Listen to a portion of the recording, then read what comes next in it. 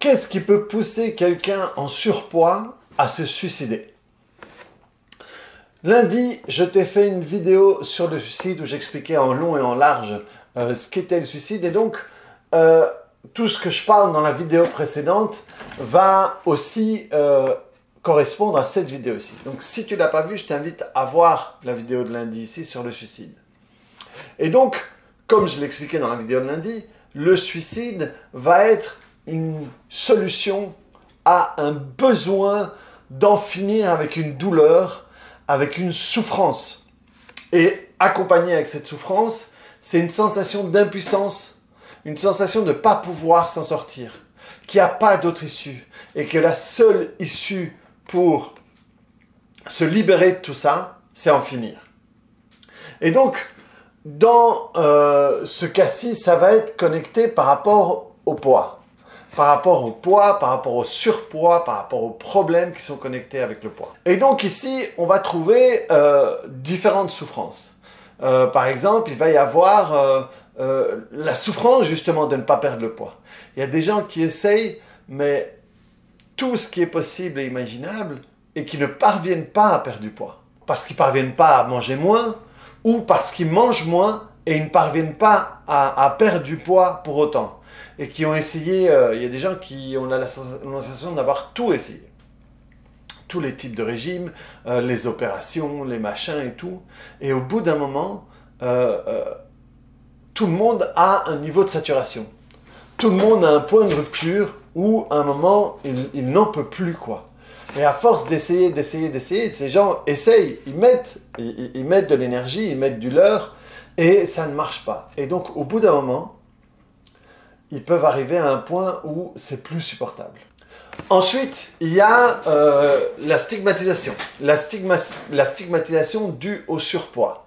Chez nous, elle a un certain niveau, mais voilà, dans des pays comme les États-Unis, ça peut atteindre des niveaux très, très importants. Alors que les dernières études, c'est, si je ne me trompe pas, je peux peut-être me tromper, parce que là je confonds, mais il y a au moins 60% des gens qui sont en surpoids, et il y a une prévision que, là, mettez des guillemets, mais genre en 2030, il y aurait 80% des gens en surpoids si on ne change pas ce qui se passe.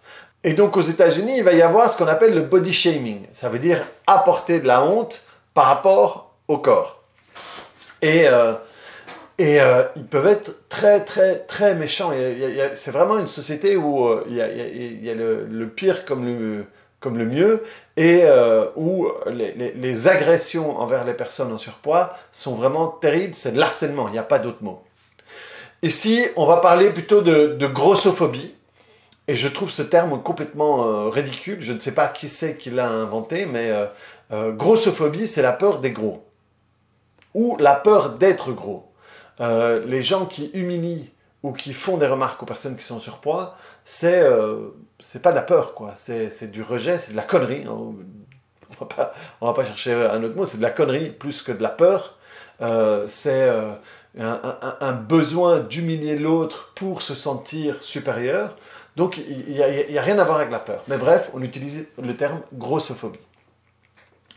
Il va avoir des problèmes relationnels dus à son physique. On va avoir des problèmes peut-être pour trouver du boulot. On va pas se faire engager parce qu'on est en surpoids. De nouveau, c'est des choses qui arrivent fréquemment aux États-Unis. Des gens qui vont avoir des problèmes de couple, qui ne vont pas parvenir à trouver un partenaire parce qu'ils sont trop gros. C'est ce qu'ils pensent. Et c'est plus la manière dont ils se voient et la manière dont ils se comportent parce qu'ils ont un problème avec le surpoids qui fait qu'ils ont du mal à trouver des partenaires. Va s'accompagner des complexes intenses, une sensation énorme de ne pas correspondre à la société, de ne pas correspondre au clan, que ce soit la famille, que ce soit les amis, que ce soit le travail, l'école, etc. etc. À nouveau, hein, aux États-Unis, il y a vraiment le phénomène de clan est encore plus fort qu'ici. Le fait de correspondre à l'école, et l'école est vraiment divisée entre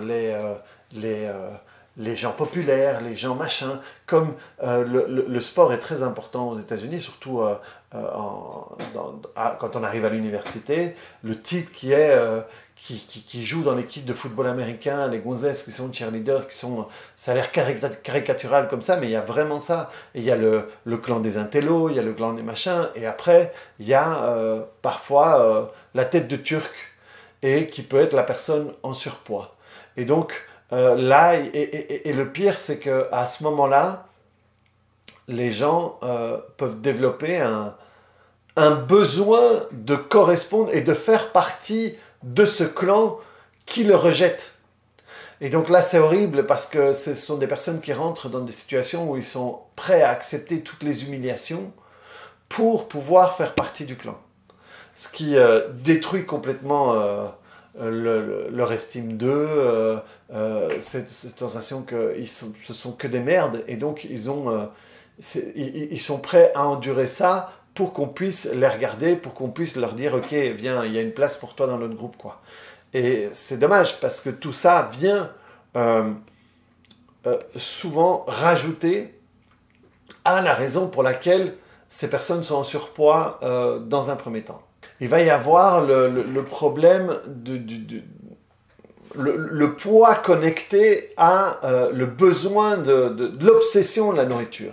Ces gens-là qui mangent tout le temps, qui ont des crises d'hyperphagie, qui ont des obsessions, qui mangent tout le temps, quoi. Et ça, au bout d'un moment, c'est épuisant parce qu'ils pensent constamment à la nourriture. Non seulement ils pensent constamment à la nourriture, mais à ce moment-là, c'est pas de la nourriture saine, c'est de la nourriture de merde. Et cette nourriture-là, processée, avec du sucre, du sel, du machin et tout, forcément, ça a un impact sur la santé. Et ça va diminuer l'énergie, l'humeur, ça va apporter des états dépressifs qui vont rajouter à, de 1, la raison pour laquelle la personne a pris du poids, de 2, sa difficulté à perdre du poids, et donc tout ça, à chaque fois, c'est des trucs qui rajoutent. Et c'est pour ça que quand on est dans ces situations-là, on a du mal à comprendre, parce qu'on se dit « Ouah, c'est pas si grave ». C'est pas si grave quand on voit ce qui est arrivé comme un acte isolé, mais chez eux, c'est le 500e truc qui s'empile sur l'autre. Donc forcément, c'est plus douloureux, c'est plus grave et c'est plus déprimant, quoi. Et donc, au bout d'un moment, ces trucs qui s'empilent peut emmener à des extrêmes qui va être la scarification, le suicide, la dépression et tout ça. Et donc, il y a aussi, voilà, j'en ai touché 2-3 fois ici déjà dans cette vidéo un mot, mais il va y avoir la souffrance qui a généré cette prise de poids au début, qui va être sur plusieurs thématiques. Il y a avoir la sensation de ne pas exister, la sensation de servir à rien, donc il y a un besoin d'aider, la sensation de ne pas servir, la sensation de loyauté envers la famille, il y a la sensation d'être agressé constamment, donc d'avoir peur de l'extérieur.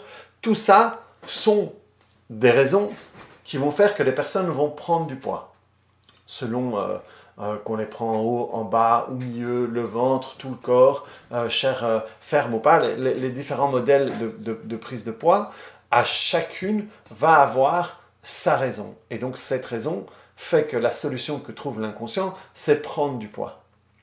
Et ensuite, si on rajoute de la stigmatisation et tout ça, ben forcément ça rajoute.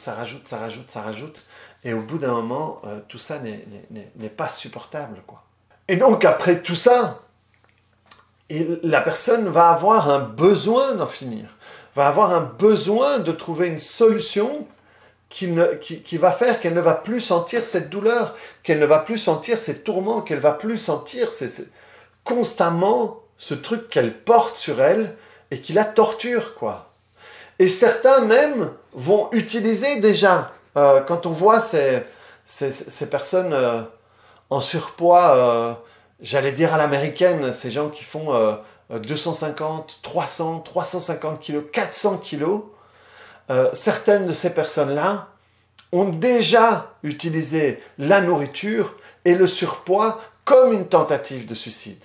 Il y a des gens qui mangent pour en mourir, de nouveau parce que chacune de ces personnes, le problème qu'elles ont, c'est qu'elles n'ont pas de solution, qu'elles ne savent pas comment faire autrement. Et elles se sentent perdues, et c'est ce que je disais, c'est là qu'on trouve la sensation d'impuissance, c'est j'ai tout essayé, je ne sais pas quoi faire, je ne sais pas comment m'en sortir, personne ne peut m'aider, je ne pourrai jamais m'en sortir. Et si je ne peux jamais m'en sortir, autant en finir tout de suite. Et c'est là qu'il faut pouvoir aider ces personnes pour leur apporter déjà l'espoir que quelque chose d'autre est possible. Et parce que ce poids, ce surpoids, n'est que l'expression d'une souffrance qui a besoin d'une protection. Et donc, si on peut aider ces personnes déjà à trouver là où les origines de la douleur principale, déjà il y a un autre monde qui s'ouvre à elles. Parce que ces personnes-là qui sont à cet extrême-là, bien sûr, un régime basique ne va pas les aider. Des médicaments pour maigrir ne vont pas les aider. Une opération ne va pas les aider. Parce que si on leur fait une opération, on leur fait une liposuction complète. Par exemple, il y a des années, il y avait une émission qui s'appelait The Swan, le cygne. Et elle prenait, je sais pas moi, 5 personnes en surpoids et en une semaine, un mois, je ne sais plus combien de temps, il lui faisait toutes les opérations, il leur faisait faire du sport, un régime extrême, du sport à outrance, et à la fin, il voyait qui avait perdu le plus de poids.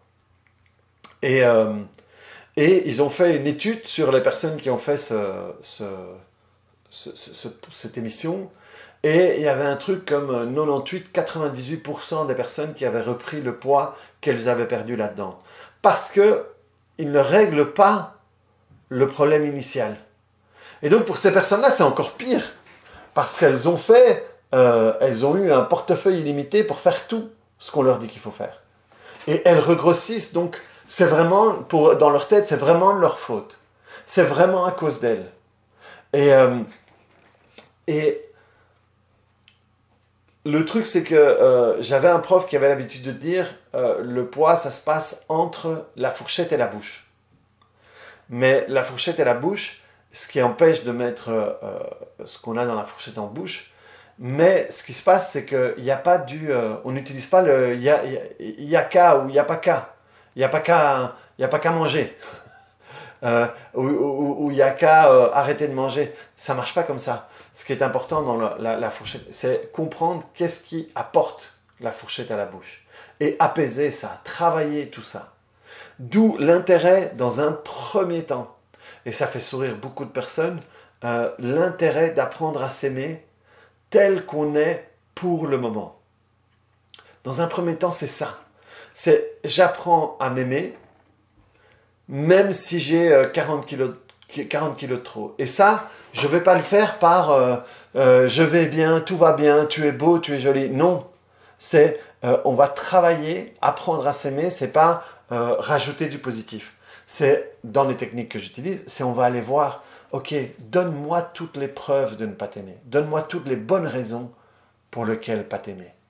Et on va aller décortiquer chacune de celles-là. Et on va les transformer ça. Jusqu'au moment où tu n'es plus d'argument pour lequel ne pas t'aimer, même si tu es en surpoids.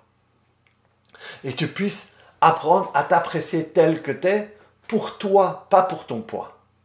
Et déjà, rien que ça, il y a des kilos qui vont partir. Mais le fait de, ok, quelle que soit cette situation, je suis ok avec moi maintenant. Ça veut dire qu'en réalité, à l'intérieur de toi, il y a le combat qui se termine. Et si le combat se termine, tu n'as plus besoin de trouver de solution pour combler ce combat. Et là déjà, il y a des choses qui vont travailler. Il faut travailler aussi sur l'importance qu'on donne au jugement des autres. Et ça, c'est étroitement lié. Parce que plus je suis en paix avec moi et plus je me fous de ce que les autres peuvent penser de moi, plus je suis dans un parfait état pour faire la suite du travail. Et à partir du moment où je fais la suite du travail, eh bien, vous allez voir que ce qui va accompagner tout ça, si à ce moment-là vous faites une diète, si à ce moment-là que vous faites du sport, eh bien vous commencez à vous délester du poids dont vous n'avez plus besoin de manière très rapide.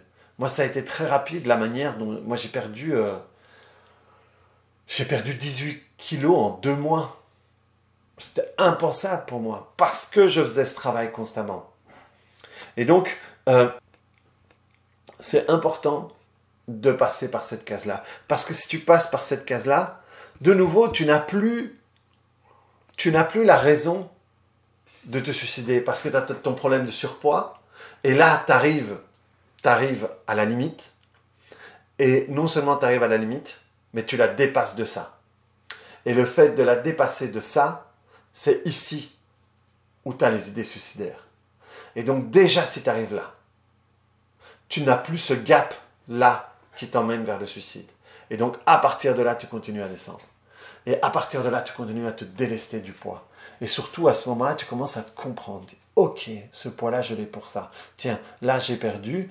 Et là, j'ai repris. Comment ça se fait que j'ai repris? Ah, j'ai repris parce que je suis retourné, je ne sais pas moi, dans ma ville d'enfance et j'ai revu le voisin qui me regardait bizarrement, ou j'ai revu mon grand-père avec qui j'ai telle et telle histoire.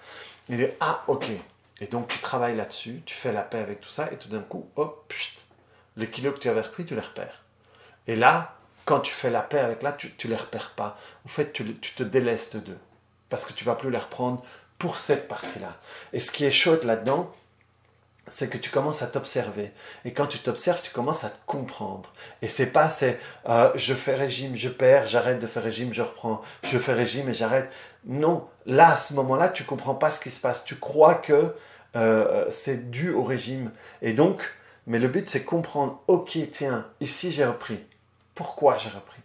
Qu'est-ce qui a changé dans ma vie par rapport à il y a 3 semaines où je ne reprenais pas et là que je reprends? Et là, tu commences à te comprendre et tu commences à comprendre que le poids n'est que l'expression de ce que tu n'arrives pas à exprimer et à apaiser à l'intérieur de toi. Et à ce moment-là, tout change. Parce que tu arrêtes de t'en vouloir, tu arrêtes d'être fâché avec toi, tu arrêtes de te traiter mal. Parce que tu te rends compte parfois que te traiter mal fait que tu vas reprendre du poids. Surtout, il y a des personnes qui vont être ces gens qui vont être en surpoids, qui vont cacher, qui vont s'habiller en noir, qui vont avoir de